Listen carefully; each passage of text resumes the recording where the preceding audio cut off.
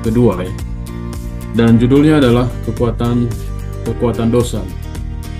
Sebelum kita mulai, mari kita berdoa sekali lagi. Bapa kami di sorga, dikuduskan nama Tuhan. Terpujilah namamu untuk kasih Kau yang itu besar pada masing-masing kami. Saat ini kami akan mendengar dan pelajari firman-Mu. Biarlah Roh-Mu yang kudus yang mengilhami firman-Mu akan menolong kami juga untuk bisa mengerti maksud dan rencana-Mu untuk kehidupan kami. Kasihlah kami orang berdosa yang Tuhan. Di dalam nama Yesus Kristus kami berdoa. Amin. Oke, judulnya adalah kekuatan dosa. Oke, seringkali kita menghadapi kondisi seperti ini ya, di dalam kehidupan sehari-hari kita, di mana kita me- apa,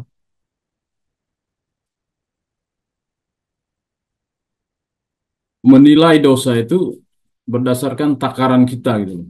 Artinya, oh dosa ini lebih besar, dosa ini lebih kecil gitu. Akhirnya kita jatuh kepada menjustify kesalahan kita sendiri gitu.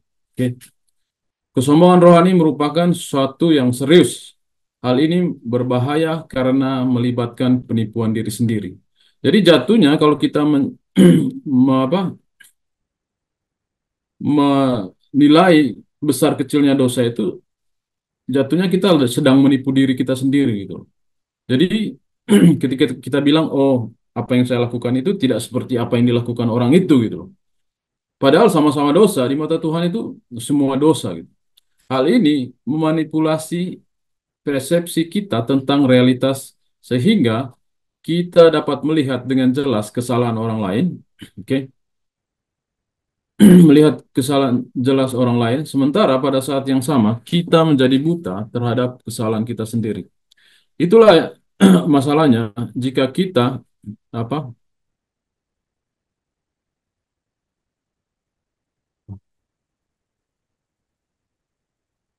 Halo, apakah share screen-nya hilang? Enggak kelihatan bro, jelas.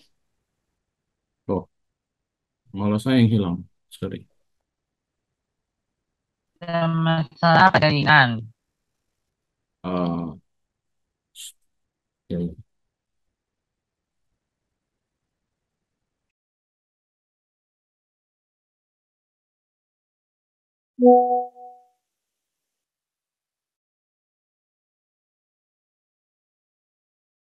Oke, sorry, tadi sempat hilang.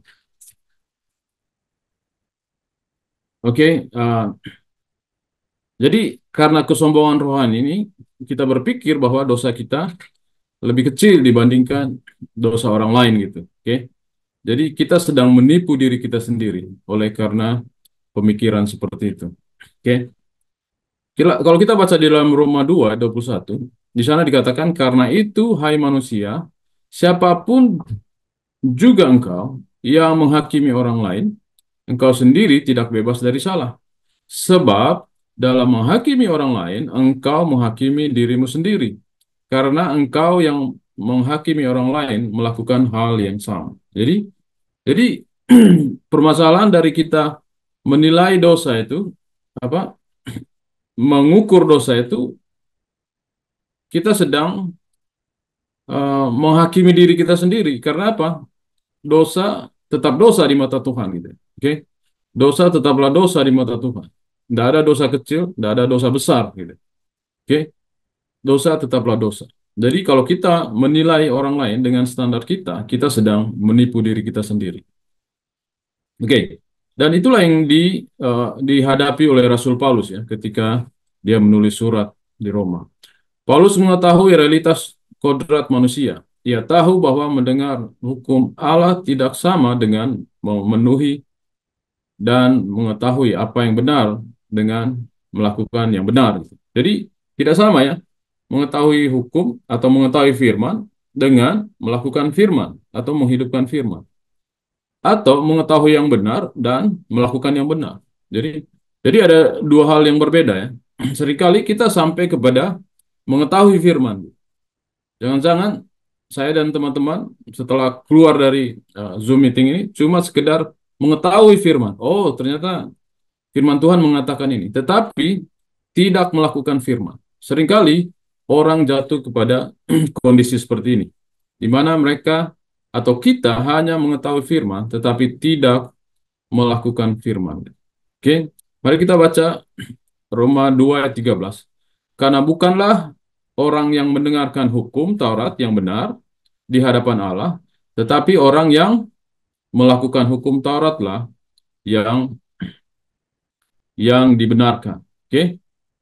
Jadi bukan orang yang mendengarkan hukum Taurat yang dibenarkan, tetapi orang yang menghidupkannya. Oke? Yang melakukannya. Jadi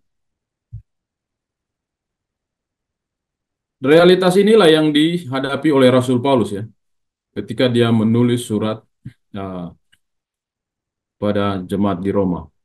Oke, kita lanjut. Di sana dikatakan, ia tahu bahwa penghakiman Allah tidak didasarkan pada pengakuan kita. Oke, bukan berarti, oh saya orang Kristen, udah kita benar gitu. No, melainkan berdasarkan kebenaran.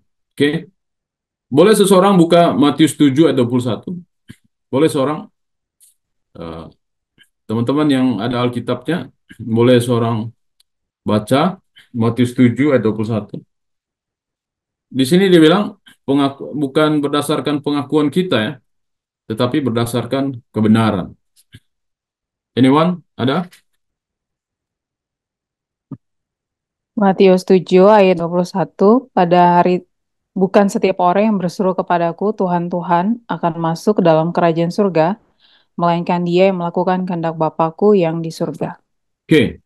Jadi di Matius 7 ayat 21 katakan bukan setiap orang yang berkata memanggil Tuhan Tuhan akan masuk ke dalam kerajaan surga, tetapi yang melakukan kehendak ya. Jadi bukan berarti kita bilang, oh saya Kristen, oh udah pasti selamat. No,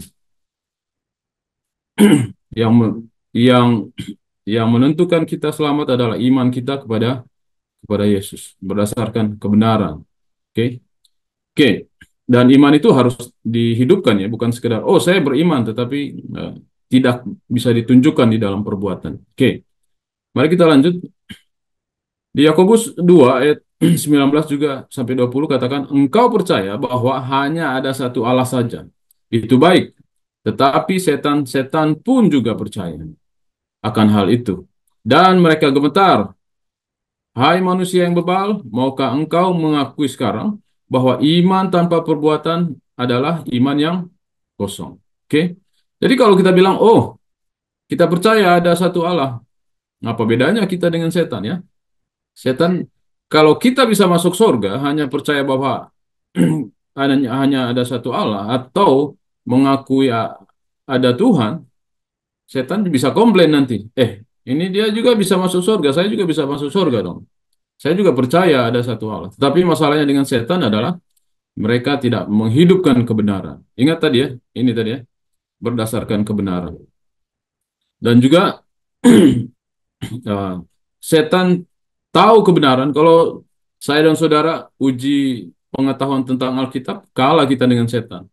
Tetapi masalahnya, apakah setan menghidupkan apa yang dia ketahui atau tidak? Jadi, jika saudara dan saya uh, mau sama seperti setan, hanya mengetahui firman tapi tidak melakukannya, kita sudah hampir sama dengan dia. Oke? Dan kebenarannya adalah bahwa kita semua, baik orang Yahudi maupun orang Yunani, berada di bawah dosa.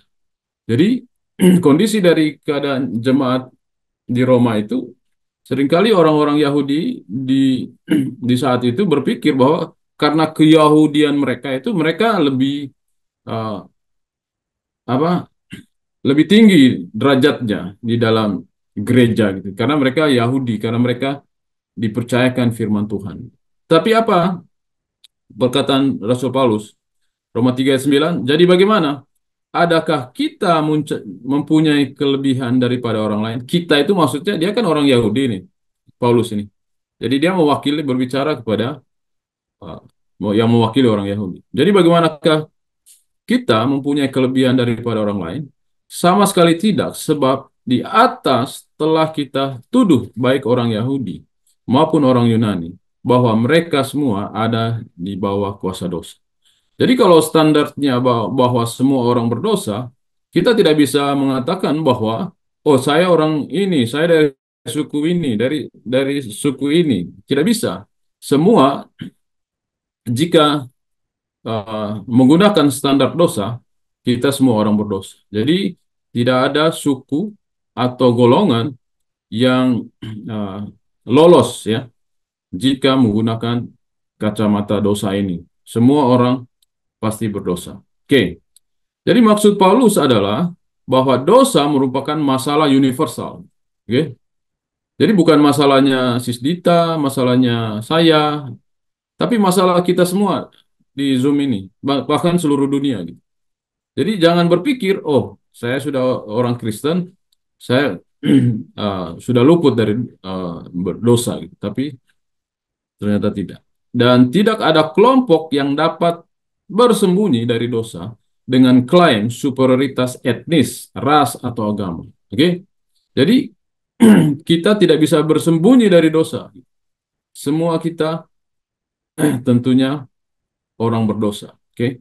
Jadi jadi sudah dipatahkan ya kesombongan rohani tadi bahwa orang ini uh, saya lebih suci daripada orang orang lain gitu.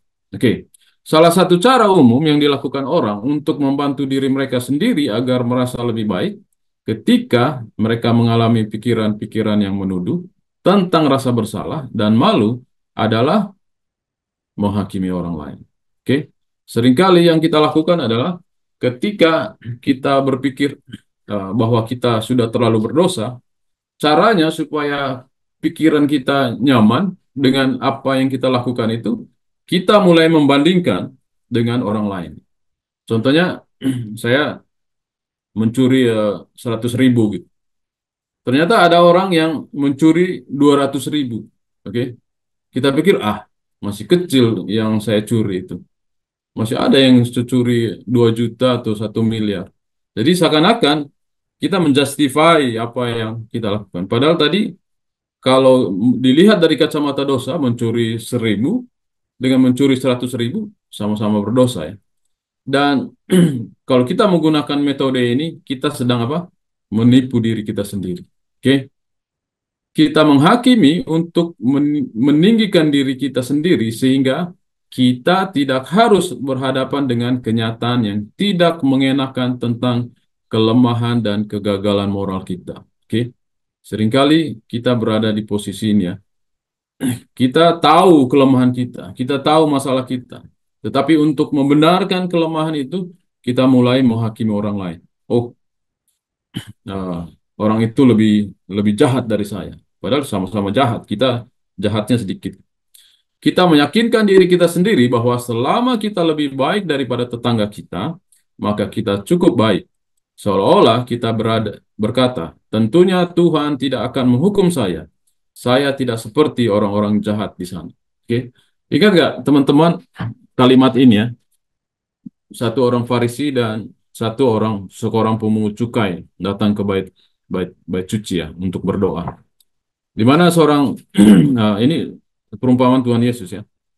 Seorang Farisi ini berdoa, Tuhan, saya melakukan melakukan ini dan ini gitu. Tidak seperti orang ini gitu.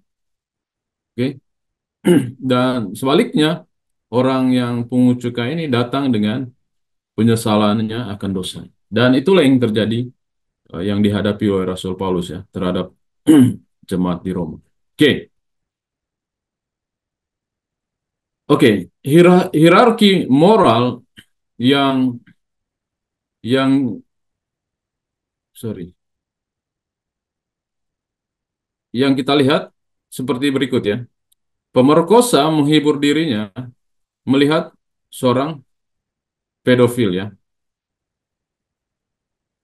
Pemerkosa melihat menghibur dirinya, oh saya kan bukan pedofil ya gitu. Jadi seakan-akan pemerkosaannya itu jadi lebih ringan ya dibanding dengan apa pedofilia gitu. Lalu pedofilia menghibur dirinya melihat pemabuk gitu. Jadi dia pikir, oh pemabuk itu lebih lebih besar dosanya daripada saya gitu. Terus pemabuk melihat dirinya pada dosa orang lain gitu. Oke, pada koruptor. Terus koruptor kelat kakap menghibur dirinya melihat maling ayam gitu. Nah, ini terbalik sebenarnya. Maling ayam melihat eh, koruptor kelat kakap gitu dan sebagainya. Jadi kalau lihat rangkaian-rangkaian ini, ini adalah hierarki moral eh, yang kita bentuk untuk membanggakan diri. Sebenarnya kita sedang menipu diri kita sendiri. Oke, oke. Setiap orang yang jauh dari pertobatan sejati dan iman kepada Kristus menggunakan jenis kalkulator moral ini untuk meninggikan kedudukan moral mereka. Oke, jadi kita sering menggunakan kalkulator perhitungan seperti ini ya, meninggikan kedudukan moral mereka di atas orang lain untuk mengurangi perasaan bersalah dan malu mereka. Apakah perasaan bersalah? Apakah ketika kita melakukan perhitungan moral seperti ini, perasaan bersalah kita jadi hilang? Tentu saja tidak ya. Tentu saja tidak. Dosa itu tetap ada di sana. Oke? Sayangnya inilah kondisi yang dialami banyak orang Yahudi yang Paulus sebutkan dalam kitab Roma. Jadi uh, Paulus ini sedang berbicara untuk orang Yahudi ya, yang menganggap karena keyahudian mereka, mereka lebih prioritas, ya, lebih tinggi eh, derajatnya dibanding bangsa-bangsa lain gitu. Di dalam Roma 21 dan 24 di sana dikatakan, "Jadi bagaimanakah engkau yang mengajar orang lain? Tidakkah engkau mengajar dirimu sendiri? Engkau yang mengajar, jangan mencuri. Mengapa engkau sendiri mencuri? Seperti ada tertulis, sebab oleh karena kamulah nama Allah dihujat di antara bangsa-bangsa lain." Jadi Rasul Paulus sedang menegur ya orang-orang orang-orang Yahudi ini. Mereka selalu bangga dengan keyahudian mereka, bahwa mereka dipercayakan firman Tuhan. Tetapi apa yang terjadi? Mereka yang mengajarkan orang jangan mencuri, tetapi mereka sendiri mencuri. Oke? Justru karena tindakan mereka ini mengaku sebagai apa? Yang dipercayakan firman Tuhan, tetapi justru yang mereka lakukan sebaliknya. Tidak mencerminkan apa yang mereka ajarkan. Apa yang terjadi ketika mereka tidak menghidupkan apa yang diajarkan, mereka menjadi apa? Batu sandungan bagi bangsa-bangsa lain ya. Sehingga bangsa-bangsa lain di sini bilang, oleh karena kamulah nama Allah dihujat di antara bangsa-bangsa lain. Jadi mungkin pelajaran juga buat kita ya, eh, orang-orang Kristen ya. Jangan berpikir, oh kita sudah diselamatkan oleh kasih karunia gitu. Dan oleh karena berpikir begitu, kita kadang-kadang ya bebas saja berbuat dosa. Toh Yesus sudah selamatkan saya. No, itu salah besar ya. Dan sebagai orang Kristen, yang mengaku sebagai orang Kristen, tentunya kita memberikan contoh dan teladan yang baik ya, dengan menghidupkan firman itu. Karena apa? Kalau kita tidak menghidupkan firman itu, apa yang terjadi? Kita sedang menghujat Tuhan ya. Dengan cara apa? Dengan cara apa? Tidak menghidupkan apa yang kita ketahui. Jadi kita adalah surat terbuka bagi orang-orang di luar sana ya. Orang-orang bisa melihat Tuhan melalui kita. Apakah kita uh, hidup sesuai dengan firman Tuhan atau tidak? Oke, Eh,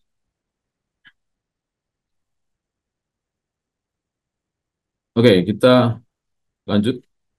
Kitab Roma memberikan pandangan yang berbeda untuk menghadapi rasa bersalah dan malu. Jadi nanti kita akan pelajari apa yang solusi dari permasalahan ini. Paulus mengarahkan kita kepada kematian Yesus sebagai cara Allah untuk mengutuk dosa dan membebaskan orang berdosa dari rasa bersalah dan malu. Oke.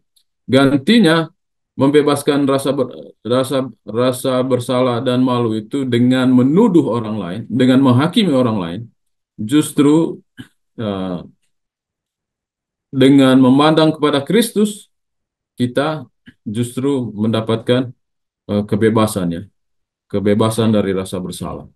Karena kita semua adalah orang berdosa, dan kita semua dapat diselamatkan melalui iman kepada Kristus. Kita tidak perlu saling mengutuk untuk membuat kita merasa lebih baik. Oke? Mengutuk orang lain untuk membuat kita merasa lebih baik tidak merubah apa-apa ya, tidak merubah apa-apa, bahkan justru akan menambah dosa. Oke? Itu hanya cara sementara saja. Sama seperti kita sedang meminum painkiller ya. Painkiller itu tidak menyembuhkan sakit, tetapi dia hanya meredahkan sakit. Paulus juga mengingatkan kita bahwa alih-alih pengabdian lahiriah kita kepada Tuhan dan kerusakan batinia, Tuhan memiliki cara yang lebih baik. Dia ingin menulis hukumnya di hati kita. Jadi, uh, Paulus ingin me- memberitahu kepada jemaat di Roma bahwa Tuhan sedang menulis hukum di hati kita. Jadi kalau hukum itu sudah uh, ditulis di hati kita, kita pasti udah tahu itu mana yang benar dan mana yang salah. Oke, tidak perlu melihat orang lain gitu untuk menilai mana itu benar. Roma 2 ayat 15, sebab dengan itu mereka menunjukkan bahwa isi hukum Taurat ada tertulis di dalam hati mereka. Dan suara hati mereka turut bersaksi dan pikiran mereka saling menuduh atau saling membela. Jadi kalau hukum atau firman Tuhan itu sudah ditulis di loh hati kita, kita tidak perlu membandingkan diri kita dengan orang lain. Kita sudah langsung mengerti bahwa apa yang kita lakukan salah atau benar. Oke? Sehingga kita memenuhi hukum dengan melayani Dia dari hati melalui Roh Kudus. Bagi Paulus, kuasa Roh Kudus adalah penawar bagi kemunafikan kita. Oke? Jadi, pengaruh Roh Kudus itu sangat penting ya bagi kita. Karena kalau kita baca di dalam kitab Yohanes, Injil Yohanes, ketika Yesus mau terangkat ke surga, dia berjanji kepada murid-muridnya bahwa ia akan mengirimkan apa, seorang penolong yang lain, ya. Yang mana seorang penolong yang lain itu adalah Roh Kudus ya, yang tugasnya adalah menginsafkan orang akan dosa. Jadi Roh Kuduslah yang menginsafkan orang akan dosa. Dan tidak hanya di situ, Roh Kudus juga menuntun orang kepada seluruh kebenaran. Oke. Di dalam Roma 2 ayat 27 sampai 29, jika demikian, maka orang yang tak bersunat tetapi yang melakukan hukum Taurat akan menghakimi kamu yang mempunyai hukum tertulis dan sunat. Tetapi tetapi yang melanggar hukum Taurat. Sebab yang disebut Yahudi bukanlah yang lahiriah Yahudi. Dan yang disebut sunat bukanlah sunat yang dilangsungkan secara lahiriah. Tetapi orang Yahudi sejati ialah dia yang tidak nampak keyahudiannya. Dan sunat ialah sunat di dalam hati, secara rohani, bukan secara hurufiah. Maka pujian baginya datang bukan dari manusia, melainkan dari Allah. Jadi kembali lagi ya, konteks dari apa yang ditulis oleh Rasul Paulus adalah orang-orang Yahudi yang bangga dengan keyahudiannya, dengan segala yang eh, tradisi-tradisinya itu, sehingga mereka berpikir bahwa orang-orang di luar Yahudi itu eh, levelnya itu di bawah dari mereka. Oke, justru di sini orang-orang Yahudi ini karena kepada mereka dipercayakan firman Tuhan, tentunya tanggung jawab mereka lebih besar ya, lebih besar daripada orang lain. Dan hal yang sama juga bagi kita, kalau kita mengaku menjadi pengikut Kristus, artinya kita harus mencerminkan karakter dan tabiat Kristus dalam kehidupan kita. Sehingga gantinya kita menjadi batu sandungan, kita harusnya menjadi terang. Dan bagaimana cara Tuhan menuliskan hukumnya di dalam hati? Yeskiel 36 ayat 26 sampai 27. Kamu akan kuberikan hati yang baru dan roh yang baru di dalam batinmu, dan aku akan menjauhkan dari tubuhmu hati yang keras dan kuberikan kepadamu hati yang taat. Rohku akan kuberikan diam di dalam batinmu, dan aku akan membuat kamu hidup menurut segala ketetapanku, dan tetap berpegang pada peraturan-peraturanku, dan melakukannya. Jadi masalah daripada orang Yahudi tadi, mereka mengklaim bahwa mereka percaya kepada Tuhan, tetapi tidak melakukannya. Tadi Rasul Paulus tadi bilang bahwa banyak orang yang mengaku memiliki kebenaran, tetapi tidak menghidupkan kebenaran. Dan yang menyanggupkan kita untuk menghidupkan kebenaran itu siapa? Menurut ayat ini. Di sini bilang, Rohku akan kuberikan diam di dalam batinmu. Dan aku akan membuat kamu hidup menurut segala ketetapan.